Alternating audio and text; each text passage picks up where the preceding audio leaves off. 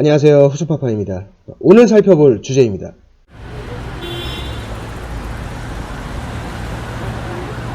정식으로 계약을 체결하기 전에 계약을 하겠다는 의사표시로 소액을 먼저 지급하는 것이 가계약인데, 중요 부분 3가지가 확정된 상태라면 가계약도 유효한 계약이 된다고 말씀드렸죠. 그런데 우리가 현장에서 일을 하다 보면 가계약을 한 이후에 분쟁이 생기는 경우들이 있어요. 임대인이 잘못하는 경우도 있고 임차인이 떼를 쓰는 경우도 있어요. 공인중개사의 실수로 인해서 벌어지는 경우도 있습니다. 초보 공인중개사분들이 중개 현장에서 반드시 겪게 되실 일이기 때문에 가장 흔한 5가지 케이스를 살펴보면서 우리 중개사들이 어떻게 대응해야 하는지, 또는 어떻게 해야 분쟁을 미연에 방지할 수 있는지 살펴보겠습니다. 오랜만에 자료를 보면서 얘기해 볼게요. 세부 조건이 완전히 협의되지 않은 상태에서 임대인에게 가계약금을 송금했다가 계약서 작성 시에 조율이 안 되는 경우입니다. 공인중개사의 실수일 수도 있고 좀 안일하게 생각해서 발생하는 경우도 있어요. 예를 들면 조건이 대부분 맞춰졌는데 임대인은 2년 계약을 주장하고 임차인은 1년 계약을 주장해요. 중개업자 입장에서는 고생 다 해놓고 도장만 찍으면 되는데 이것 때문에 계약이 깨질 것 같으니까 안타깝잖아요. 그러니까 일단 가계약금을 임대인한테 보내버리는 겁니다. 깨질까봐 걱정돼서. 만나서 계약서 작성할 때 맞춰보려고. 이렇게 생각하고 가계약금을 일단 송금했는데 며칠 뒤 계약서 작성할 때 이게 결국 안 맞춰져요. 임대인과 임차인이 말싸움까지 해요. 임대인이 싫으면 하지 말라고 하고 가계약금 못 돌려준다고 하면서 그냥 가버렸어요. 임차인은 임차인대로 씩씩대겠죠. 자기는 잘못한 거 하나도 없으니까. 오히려 2배로 내놓으라고 엄포를 놓기 시작해요. 이거 못 돌려받느냐 2배로 받느냐 이게 중요한 게 아니고 중개업자가 머리 아파집니다. 그리고 솔직히 이건 중개업자가 잘못한 거예요. 가계약금이 넘어갔다는 거는 계약이 성립되었다는 걸 전제로 하는 거예요. 그렇다면 계약이 성립된 그 시기에 이미 모든 조건이 조율돼 있어야 하는 겁니다. 제가 지난 영상에서는 계약이 중요사항이 협의되면 그 가계약은 계약으로 인정된다 이런 얘기를 했었는데, 그거는 임대인과 임차인 또는 매도인과 매수인의 사이에서 단순 변심으로 인해 계약이 파기됐을 경우를 말하는 것이고, 이건 그거하고 상관없이 공인중개사가 공격을 받을 수 있는 상황입니다. 계약기간이 분명히 조율 안 되고 있는데 지금 서로 다른 주장을 하고 있는데 계약이 깨질까봐 걱정돼서 나중에 해결할 생각으로 일단 알겠습니다 하고 돈을 넘긴 거예요. 이러면 안 됩니다. 돈을 보내기 전에 조율이 안 되던 거를 돈 보낸 다음에 조율할 수 있다고 생각하면 절대로 안 돼요. 차라리 돈을 보내기 전에 끝까지 조율을 해보면 결국 누군가가 양보할 확률이 있습니다. 왜?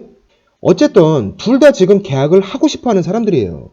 이 사람들 중에 계약을 하기 싫어하는 사람은 지금 아무도 없어요. 안 된다고 하지만 마지막 순간에는 결국 어느 한쪽이 양보를 하게 되어 있습니다. 그런데 일단 가계약금을 보내버리면 둘 다 이미 계약이 되었다고 생각하기 때문에 양쪽 다 배짱을 부려요. 정말로 끝까지 조율이 안 된다면 그 계약은 처음부터 안 하셔야 됩니다. 안타까우니까 중개업자가 돈을 일단 보내놓고 나중에 해결을 하려고 하시면 안 됩니다. 두 번째, 조건이 다 맞춰졌어요. 서로 시간이 안 맞으니까 계약서는 일주일 뒤에 쓰기로 하고 가계약금을 송금했는데 훗날 둘 중에 한 명이 말을 바꾸는 거예요. 주로 임차인보다 임대인 측에서 이렇게 하는 경우가 많은데, 예를 들면 중개업자하고 통화할 때는 도배를 해주기로 약속해놓고 임차인 앞에서는 언제 그랬냐고 한다든가, 계약기간 1년을 동의해놓고 계약서 쓸 때 가서 우리는 다 2년이야. 나는 그런 얘기 한 기억이 없어. 이러면서 중개업자가 뭘 잘못한 것처럼 몰아가는 경우가 있죠. 이런 경우도 있어요. 빌라에서 분명히 월세에 관리비가 포함되어 있다고 했는데 계약서 작성하는 날 관리비 10만 원이 나오는 경우. 자기는 중개업자한테 언지를 했었다는 식으로 얘기하는데 서로 기분 상하지 않게 계약을 끌어가야 되는 게 중개업자예요. 임대인한테 심하게 따질 수도 없고 대충 넘어가자니 자기가 잘못한 게 되고 참 난처하죠. 개중에는 고의적인 경우도 있겠지만 정말 기억이 안 나서 그런 경우도 있을 거예요. 이거는 현장에서 잘잘못을 심하게 따지지 말고 그냥 다시 부탁해서 맞춰야 합니다. 억울해도 웃으면서 그렇게 해야 돼요. 그런데 그 말 바꾼 부분 때문에 정다툼이 생겨서 계약이 깨졌을 때는 여러분들 녹취본을 갖고 계셔야 돼요. 이거는 녹취밖에 답이 없어요. 녹취에 대해서 부정적인 의견이 있으신 분들도 있겠지만 우리처럼 계약에 관련된 일을 하시는 분들은 녹취를 좀 생활화하셔야 됩니다. 그리고 임대인 측에 돈을 보내기 직전에 조율된 그 내용을 간단하게 정리해서 문자나 카톡으로 양쪽 당사자에게 보내는 것이 좋습니다. 아이폰은 녹음이 안 되는 것으로 알고 있는데 아이폰 유저분들은 이 방법을 꼭 사용하세요. 세 번째, 등기부 등본상의 융자 상태가 정말 적은데도 불구하고 이걸 이유로 무조건 불안해서 못하겠다고 하시는 분들이 있어요. 주로 임차인 측과 이런 트러블이 생기는데 사실 이거는 대부분 임차인이 마음이 바뀐 거예요. 단순 변심인데 가계약금을 못 돌려받을 것 같으니까 중개업자 잘못으로 몰아가는 거죠. 예를 들어 볼게요. 10억짜리 빌라에 융자가 2억도 아니고 단돈 2천만 원이 있어요. 임대보증금은 1천만 원이에요. 사실 융자액을 떠나서 최우선 변제 대상입니다. 그런데 융자가 적은 건 알겠지만 그래도 불안해서 싫대요. 이거 중개업자의 실수로 몰리기 딱 좋은 상황이에요. 보통은 계약이 성립됐기 때문에 못 돌려받는다고 설명하실 텐데 반대로 계약이 성립되는 순간 확인 설명 해줘야 되잖아요. 해준 근거 있냐고 임차인이 주장하면 이거 중개업자 머리 아파집니다. 사실 가계약 시에 우리 확인 설명서 안 쓰잖아요. 그죠? 본계약 때 쓰죠. 자, 이럴 때를 대비해서 여러분들은 가계약금을 임대인 측에 넘기기 전에 등기부등본, 건축물 내장 다 떼보잖아요. 그죠? 그거를 그냥 핸드폰으로 사진 찍어서 카톡으로 임차인에게 보내세요. 융자 간단하게 설명해 주면서. 그러면 이런 분쟁을 사전에 막을 수 있습니다. 네 번째, 내가 마음이 바뀌었는데 계약서가 없으니 이 계약은 성립이 안 된 거다. 그러니 가계약금을 돌려달라. 이렇게 주장하시는 분들이 있죠. 중개업자 입장에서는 좀 답답합니다. 내가 보관하고 있으면 돌려주면 되는데 임대인이 안 돌려준대요. 그런데 임차인은 막무가내예요. 여러분, 우리나라 민사계약의 대원칙 중 하나가 이 분류식 계약이죠. 계약을 함에 있어서는 특별한 형식을 요하지 않는다. 계약서가 없다고 해서 계약이 무효가 아니라는 거는 우리가 다 알고 있잖아요. 계약서가 없어도 몇 가지 사항이 충족되면 유효하게 성립된 거예요.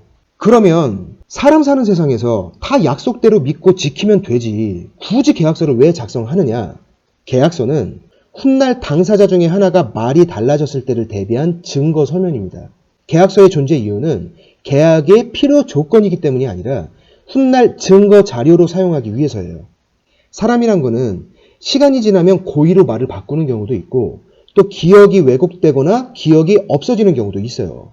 그렇게 고의 또는 실수로 말이 달라질 때를 대비한 증거 자료로서 작성을 하는 거예요. 다섯 번째 상황이에요. 24시간 이내에는 계약을 철회하고 계약금을 돌려받을 수 있다고 민법에 규정이 되어 있다. 이렇게 주장하는 분들이 아직도 있어요. 여러분, 민법이 아니라 우리나라 법률 어디에도 이런 규정은 없습니다. 이런 말이 왜 나오냐 하면 10몇 년 전에 누가 인터넷에다가 가계약금 반환에 대한 질문을 올렸는데 거기에 어떤 초등학생 같은 사람이 내공 냠냠하면서 이런 답변을 달하는 적이 있어요. 그게 쫙 퍼진 겁니다.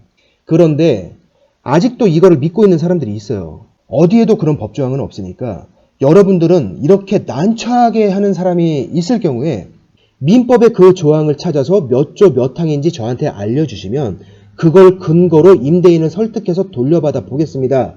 이렇게 답변하시면 돼요. 그럼 대부분은 거기서 끝납니다. 정식 용어도 아니고 어디에도 없는 단어이지만 실무에서 종종 사용하는 가계약 그리고 가계약금. 대표적인 분쟁 5가지 사례들과 그 대처 방법들을 알아봤습니다. 정리할게요. 첫째, 돈을 보내기 전에 절대 조율이 안 되는 것을 돈을 보낸 다음에 조율할 수 있다고 생각하지 말 것.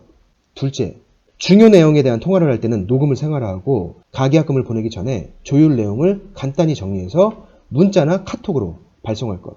셋째, 등기부등본과 건축물 내장을 중개업자만 보지 말고 사진을 찍거나 스캔을 떠서 상대방 핸드폰에 전송할 것. 넷째, 민사계약의 대원칙 중 하나가 분류식 계약이라는 것. 다섯째, 민법상 24시간 이내 철회 가능. 이런 주장은 그냥 내공 냠냠이라는 것.